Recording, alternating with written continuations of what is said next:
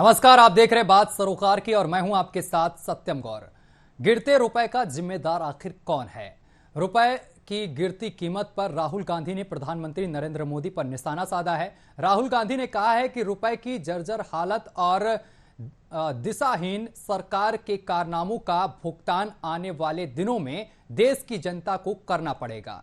Report देखिए और report के बाद इसी मुद्दे पर हम चर्चा करेंगे।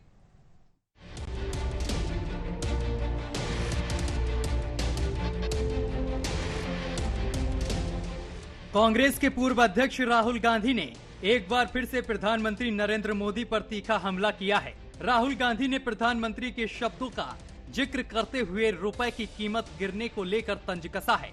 राहुल गांधी ने ट्वीट के जरिए लिखा है कि देश निराशा की गर्त में डूबा है। ये आपके ही शब्द है ना प्रधानमंत्री जी? उस वक्त आप जितना शोर मचाते थे, आज रुपए की कीमत तेजी से गिरती देखकर उतने ही मौन हैं। उन्होंने इस ट्वीट में हैशटैग अब की बार 80 पार भी लिखा है। इससे पहले राहुल गांधी ने पिछले 5 वर्षों के दौरान 20 से 24 साल के युवाओं में बेरोजगारी दर कथित तौर पर दोगुनी होने को लेकर भी प्रधानमंत्री नरेंद्र मोदी पर कटाक्ष करते हुए पूछा कि क्या प्रधानमंत्री के झूठ के लिए देश के नौजवान भी गुमराह, विश्वासघात और धोखे जैसे असंसदीय शब्दों का इस्तेमाल कर सकते हैं। उन्होंने centre for monitoring of Indian economic के आंकड़े का हवाला देकर एक ग्राफ ट्वीट कर साझा करते हुए कहा है कि गुमराह, विश्वासघात, धोखा। प्रधानमंत्री जी, क्या भारत के बेरोजगार युवा आपके झूठ के लिए इन असंसदीय शब्दों का इस्तेमाल कर सकते हैं? राहुल गांधी ने जो ग्राफ साझा किया है उसमें दर्शाया गया है कि वित्त वर्ष 2017-18 में 20 से 24 साल तक के नौजवानों के बीच बेरोजगारी दर 21% थी, जो वित्त वर्ष 2021-22 में बढ़कर 42% हो गई है। Bureau report, news watch India.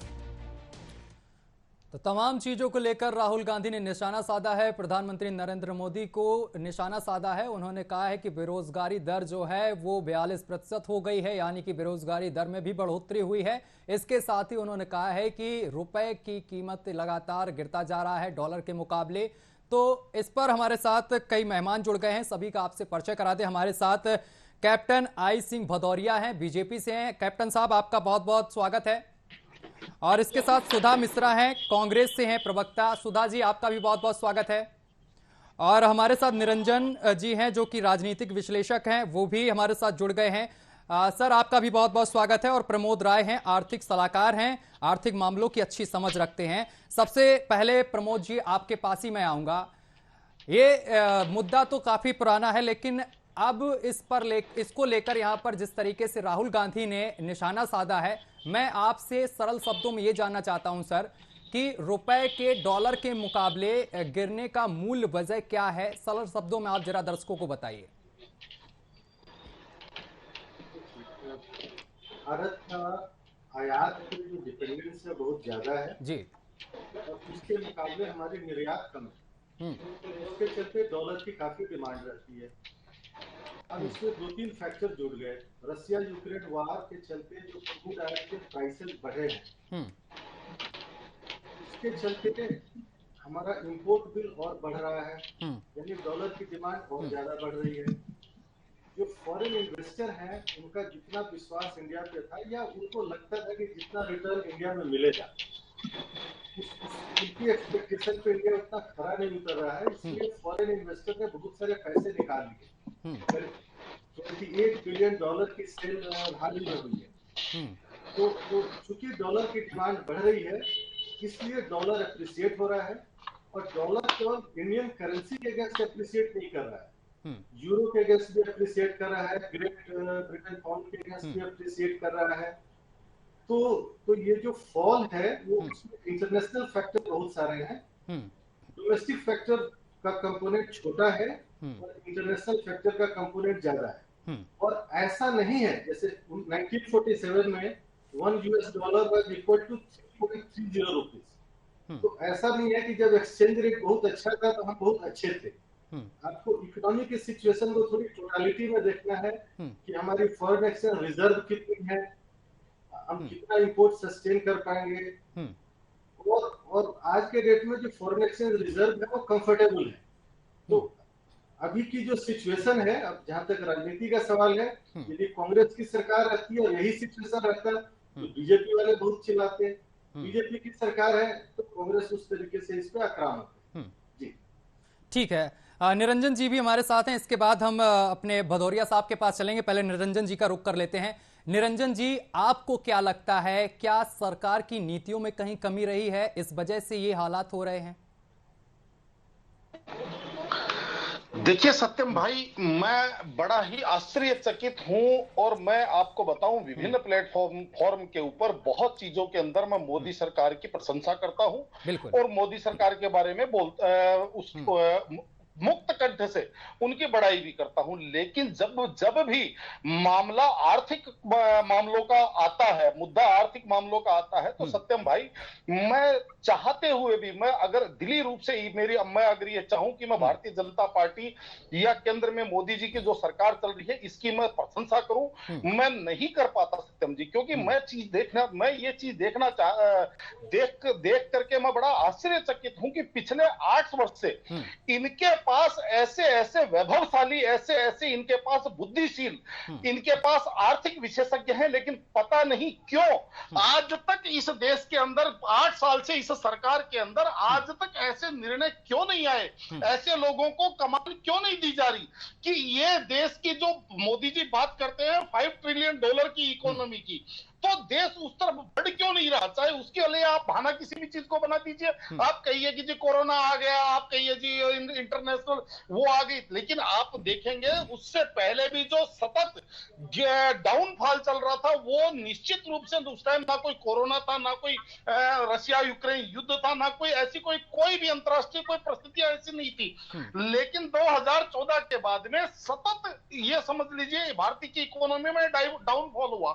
और जो अभी आर्थिक विशेषज्ञ भाई साहब से आपने जो पूछा, देखिए मैं उसी बात के अंदर जोड़ना चाहूंगा कि सरकार आयात और निर्यात में कहीं पर भी कोई संतुलन नहीं कर पा रही है। सरकार ये पॉलिसियां जो बना रही है, ये सरकार पॉलिसियां बना रही है केवल और केवल कॉर्पोरेट्स को ध्यान में रख करके। सरकार ये चीज नहीं समझ रही है कि इस देश के अंदर 80% जो अर्थव्यवस्था का जो भाग है, व्यापार का जो हिस्सा है, वो यहाँ के असंगठित क्षेत्रों पे, यानी कि जो है लघु एवं मध्यम वर्ग के व्यापारियों, इंडस्ट्रियलिस्टों के हाथ में है। और 80% जिन लोगों के हाथ में है वही लोग 80% रोजगार इस देश को देते हैं। लेकिन सरकार उनको देख करके कहीं कोई पॉलिसी नहीं बना रही। सरकार केवल और केवल स्टॉक मार्केट को देख करके पॉलिसी बना रही है। स्टॉक मार्केट बढ़ता है, सरकार खुश होती है, सरकार तालियां बजाती है, सरकार अपने आप का सर इसी सरकार में इंपोर्ट और एक्सपोर्ट बहुत अच्छा हुआ है, इसे स्वीकारेंगे आप? इन्वेस्टमेंट भी देखिए ऐसा है सत्यम जी, जो एक्सपोर्ट हो रहा है वो भी उसके भी आंकड़े मैं आपके सामने दे सकता हूं, और जो इंपोर्ट हो रहा है उसके भी मैं आंकड़े दे सकता हूं। आप एक चीज को देखिए, जो इंपोर्ट और एक्सपोर्ट का जो एक बैलेंस होना चाहिए, उसके अंदर ग्राफ कितना ऊपर से नीचे जा रहा है, इस चीज को देखिए। इंपोर्ट कितना बढ़ता जा रहा है और एक्सपोर्ट जो है वो एक थोड़ी गति से ऊपर जा रहा है। ठीक है, तो इससे निश्चित रूप से राजकोषीय घाटा तो होगा ना। और राजकोषीय घाटा होगा, यहाँ पे अगर विदेशी मुद्रा भंडार कम होगा, रुपए की वैल्यू गिरेगी। ठीक है, निरंजन जी हमारे साथ भदौरिया साहब बैठे हैं, बीजेपी से हैं, वो बाखूबी जवाब देंगे इस डिबेट में। भदौरिया जी, आवाज पहुंच रही है आपके पास तक? जी बिल्कुल। भदौरिया जी, आपने राजनीतिक विश्लेषक को भी सुना, आर्थिक सलाहकार को सुना, अब आप क्या कहना चाहते हैं? बिल्कुल, आर्थिक सलाहकार ने जो बातें कही थी उन्होंने बिल्कुल बिंदुवार जो चीजें हैं उस पर फैक्ट रखा। तो उसमें मैं सोचता हूं कि ज्यादा कहने को कुछ बचता नहीं है। उन्होंने बड़े तरीके से डिटेल में समझाया। मगर हमारे अभी दूसरे मित्र जो कह रहे थे, मैं इनकी बातों से बिल्कुल ही इत्तेफाक नहीं रखता हूं, क्योंकि इन्होंने जो बातें कही हैं उसमें कहीं से कहीं कोई सच्चाई नहीं है। इन्होंने कहा कि एक्सपोर्ट ज्यादा हो रहा है, तो ये इंपोर्ट ज्यादा हो रहा है। सुने, आपने जो कहा उसके आपके आंकड़े नहीं है आप पे। अगर आंकड़े आप लेके आए हो तो मैं उन बातों पे जो है ना आपसे चर्चा जरूर करूंगा। बिगर आंकड़े के अगर आप सिर्फ हवा में तीर मारें तो वो कोई मतलब नहीं होता। जैसे अभी हमारे दूसरे जो पहले कह रहे थे, उन्होंने बाकायदा आंकड़ों के हिसाब से चर्चा करी कि यूक्रेन युद्ध हो रहा है, उससे भी हमारे ऊपर जो है ना महंगाई का फर्क पड़ा है। कोरोना काल चला, उससे भी हमारे यहाँ महंगाई का फर्क पड़ा है। कोरोना काल में जिस तरह से आपने देखा हो कि 2 साल हमारे देश में जितने भी आय स्रोत सरकार के होते हैं टोटली ही बंद हो चुके थे, कोई आय स्रोत चालू नहीं थे, मगर सरकार के कार्य कोई बंद नहीं हुए थे। सरकार ने फ्री ऑफ राशन 80% पूरे भारत में लोगों को बांटा। कर्मचारियों को बैठा के सैलरी बंद नहीं की, सैलरी बराबर दी। उसके बाद फ्री ऑफ सब पूरे भारत को कोरोना का डोज लगवाया। तो ये उपलब्धियां आप कहां ले जाएंगे? इनको तो आपने गिनती करी नहीं। ये कोई फ्री में तो हुआ नहीं है।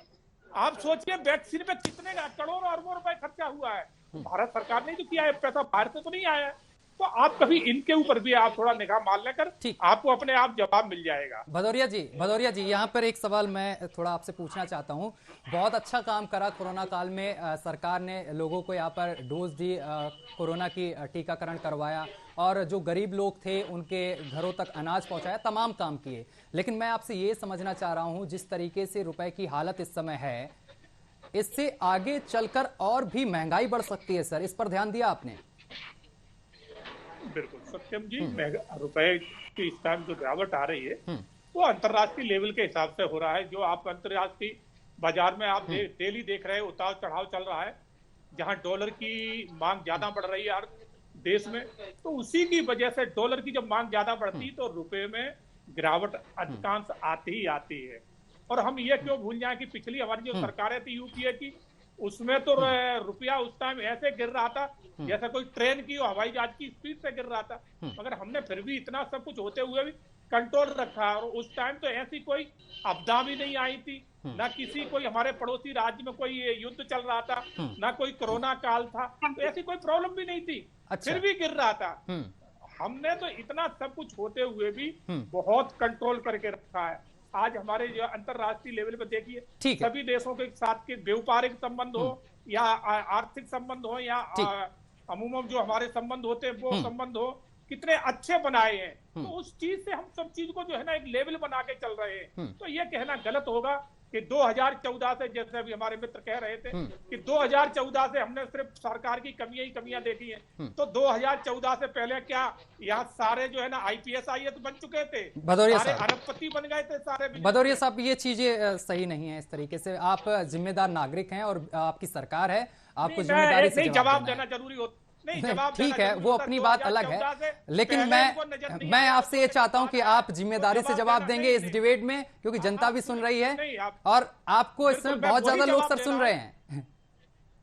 सर, मैं एक चीज आपसे पूछना चाह रहा हूं। अभी आपसे मैंने 2 सवाल पूछे।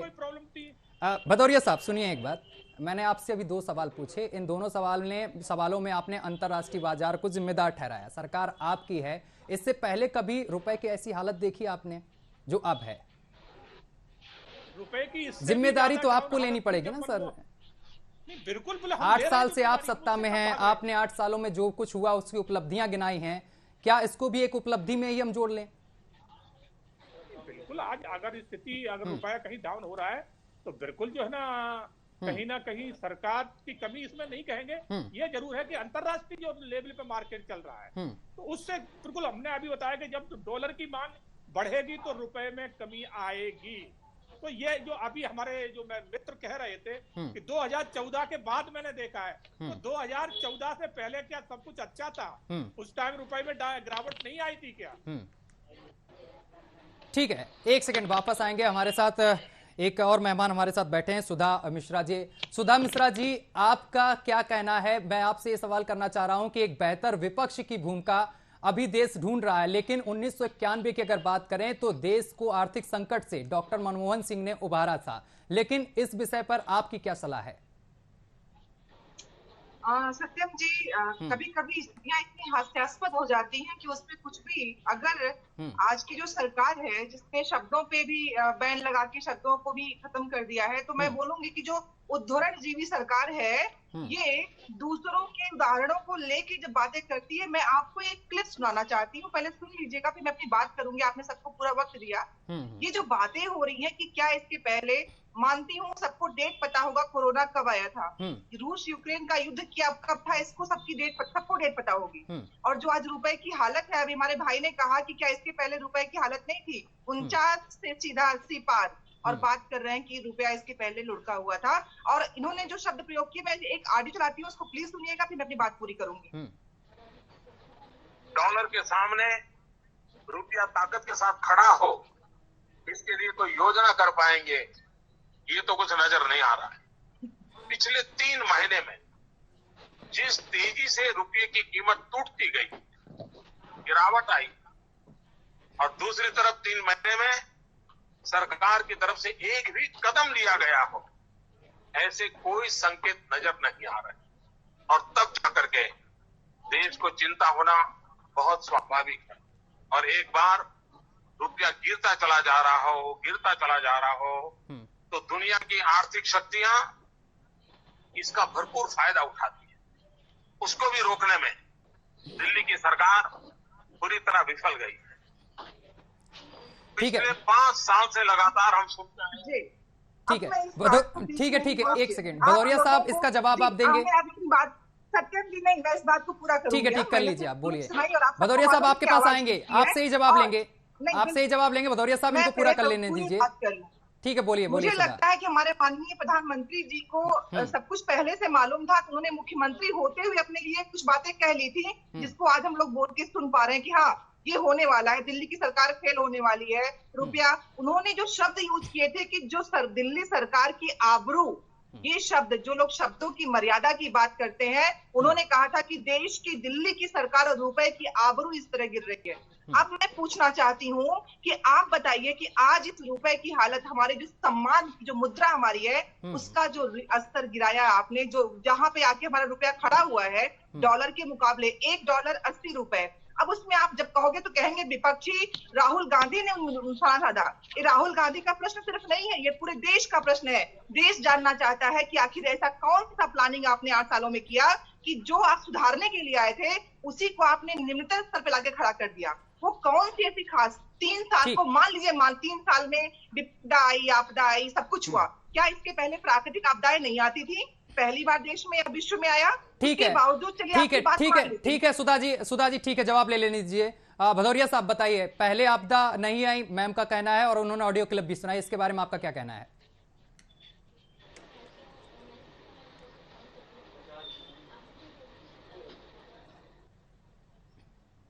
भदौरिया साहब, आपकी आवाज नहीं पहुंच रही हम तक है। हाँ जी, आप बोलिए। आ रही है? जी, आ रही है। माननीय जो प्रधानमंत्री जी ने जो इन्होंने क्लिप सुनाया, मैं बिल्कुल कहता हूं, बिल्कुल सत्य है, कहीं गलत नहीं है। उस टाइम रुपए की हालत यही थी, दिन पे दिन गिर रहा था रुपये। उस टाइम रुपए की और डॉलर का अंतर कितना था? जब यूपीए सरकार थी तो 49 रुपए था।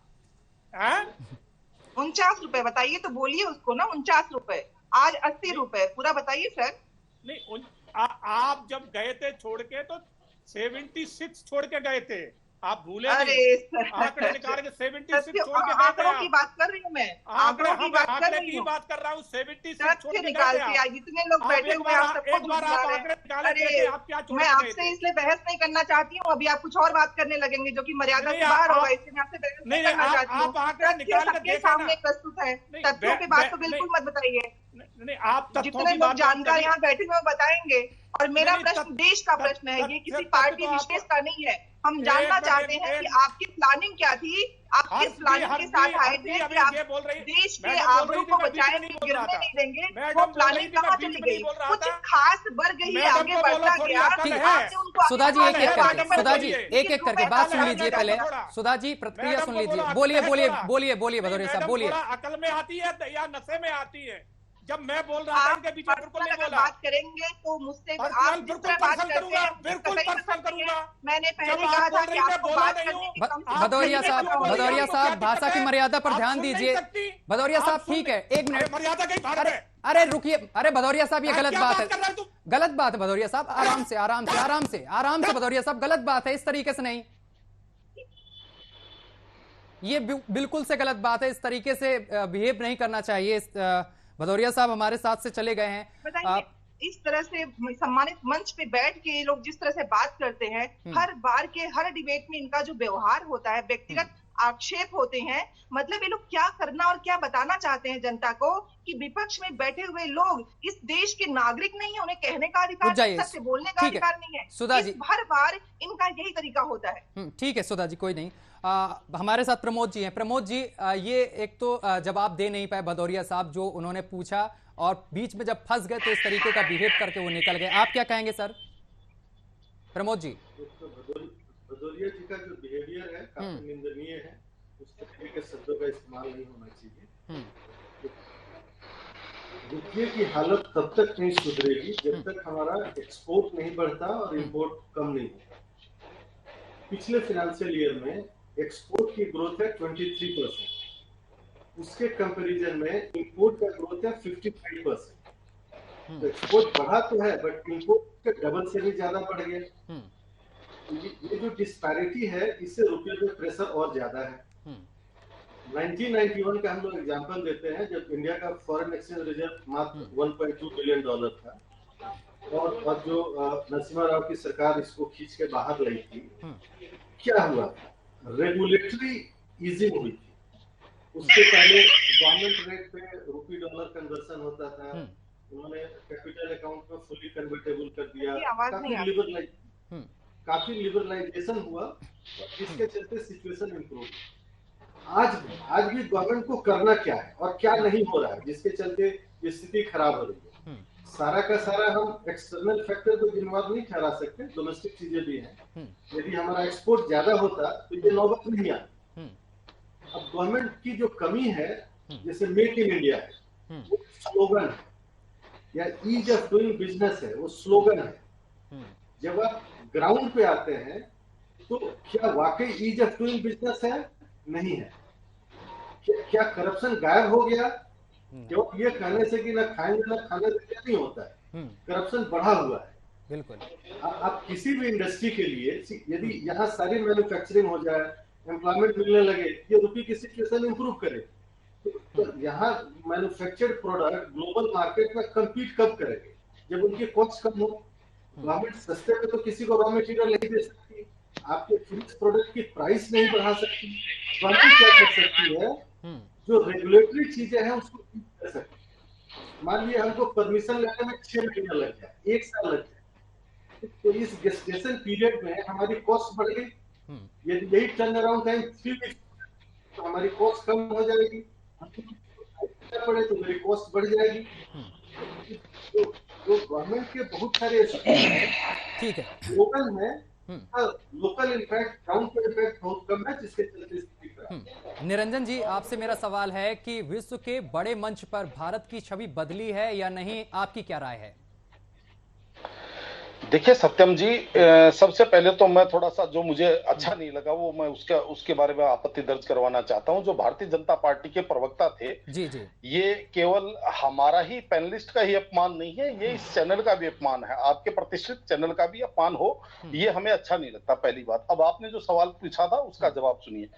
देखिए, निश्चित रूप से अगर मैं बात करूं विदेशों के अंदर भारत की छवि की, तो निश्चित रूप से देखिए, अगर अंतर्राष्ट्रीय परिस्थितियों के अंदर या इंटरनेशनल डिप्लोमेसी, या आप ये मान के चलिए हमारे जो पड़ोस के अंदर जिस तरीके से एक अशांति की माहौल था, या जो भी एक बाहरी शक्तियां, उसके अंदर कहीं ना कहीं इस सरकार ने बहुत अच्छा कार्य किया है। इस सरकार के विदेश मंत्रालय ने जिस तरीके से अपनी तैयारी करके साख बढ़ाई है, देश की साख जरूर बढ़ी है। लेकिन आर्थिक मामलों के अंदर मैं कहूं तो देखिए, पिछले 8 वर्ष के अंदर ये सरकार जिस तरीके से अपना लाइन लेंथ, जो इनकी जो शुरुआत में इन्होंने बिगाड़ी थी, वो लाइन लेंथ आज तक ये सुधार नहीं पाए। अभी जो आर्थिक विशेषज्ञ जो कह रहे थे, मैं बोलना चाहूंगा 2 सेकंड और, अभी जो आर्थिक विशेषज्ञ जी कह रहे थे, निश्चित रूप से मैं इन्हीं की बात के अंदर कुछ और जोड़ना चाहूंगा। सरकार बोलती कुछ है लेकिन धरातल के ऊपर होता कुछ है। सरकार बात करती है मेक इन इंडिया की, लेकिन मेक इन इंडिया के ऊपर ग्राउंड पे कोई कार्य नहीं होता। सरकार बात करती है स्टार्टअप इंडिया की, लेकिन उसके खाली प्रचार प्रसार के ऊपर खर्चा होता है। उसके लिए सुख सुविधा और उनके लिए व्यवस्था की कोई उत्तम व्यवस्था नहीं है। और सरकार बात करती है एमएसएमई मंत्रालय भी सरकार ने बना दिया, सारा सब कुछ कर दिया, लेकिन वास्तव में जो उसके लिए संसाधन सरकार को मुहैया कराना चाहिए या सरकार को उसके लिए जो पॉलिसियां बनानी चाहिए, सरकार ने आज की स्थिति ऐसी बना दी है। एमएसएमई की बात करूं यानी कि मध्यम एवं लघु उद्योग व्यापारियों की बात करूं तो सरकार ने आज ऐसा काम कर दिया, ये खासकर जीएसटी लागू करने के बाद में, कि 60 किलो के पहलवान से 30 किलो के पहलवान को अखाड़े में उतार दिया। वो कहां उससे सरवाइव कर पाएगा, आप ये बताइए। आज जो कॉर्पोरेट कंपनियां जो हजारों करोड़ रुपए का बिजनेस कर रही है, उनको और ये 20 लाख रुपए 30 लाख रुपए सालाना काम करने वाले व्यापारी को एक ही टैक्स स्लैब में ले आए, एक ही नियम कायदों के अंदर ले आए। तो कहने का तात्पर्य ये है, सरकार को इन चीजों के ऊपर विशेष रूप से सोचना पड़ेगा, प्रभावित पक्ष को साथ में लेकर के पॉलिसियां बनानी पड़ेंगी, तभी कहीं जाकर इनका 5 ट्रिलियन। समय की कमी सर, सुधा जी से एक सवाल मैं करना चाह रहा हूं। सुधा जी, राजनीति को एक तरफ परे छोड़कर मैं एक आपसे सवाल करना चाहता हूं कि जब 1991 में देश आर्थिक संकट से जूझ रहा था, तब डॉक्टर मनमोहन सिंह ने उभारा था। आपकी क्या सलाह है, क्या राह है सरकार के लिए? जी, मेरी सलाह बस यही है कि जो जिस चीज के विशेषज्ञ हों, उनको वहां लाके उसके बारे में बात की जाए। ऐसे ही सरकार चलाने के लिए आप किसी को भी लाके, सिर्फ आपको सरकार में लोगों को जगह बैठ करानी है। हमारे पास देश में न तो किसी मेधा की कमी है, न तो ऐसे लोगों की कमी है जो आपको सलाह दे कि आपके देश की तरक्की में अपना योगदान दे सकते हैं।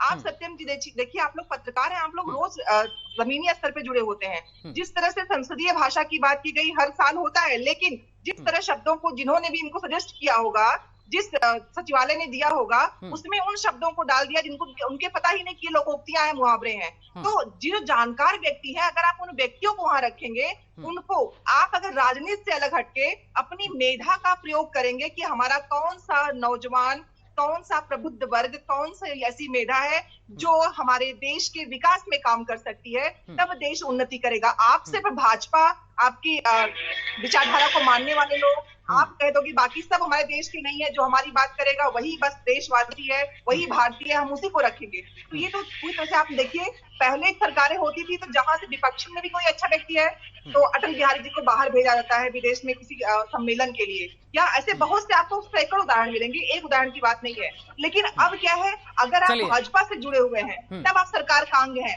तो सरकार का अंग बनने के लिए आपको उनकी विचारधारा को मानना पड़ेगा, उनके बताए गए मापदंडों पे चलना होगा। चलिए, बहुत क्षमा चाहते हैं, समय की कमी है सुधा जी, इसलिए यहीं पर इस डिबेट को रोकना पड़ रहा है। आप चारों मेहमानों का हमारे साथ जुड़ने के लिए बहुत बहुत शुक्रिया, और इस डिबेट का हिस्सा बनने के लिए और अपनी बात बेबाकी से रखने के लिए। तो आपको बता दें कि रुपए जो है वो लगातार गिरता जा रहा है, इसको सरकार को इस पर सोचना चाहिए और इस पर मंथन करना चाहिए। फिलहाल मेरे साथ अभी के लिए बस इतना ही। देश दुनिया की तमाम खबरें देखने के लिए देखते रहिए न्यूज़ वॉच इंडिया।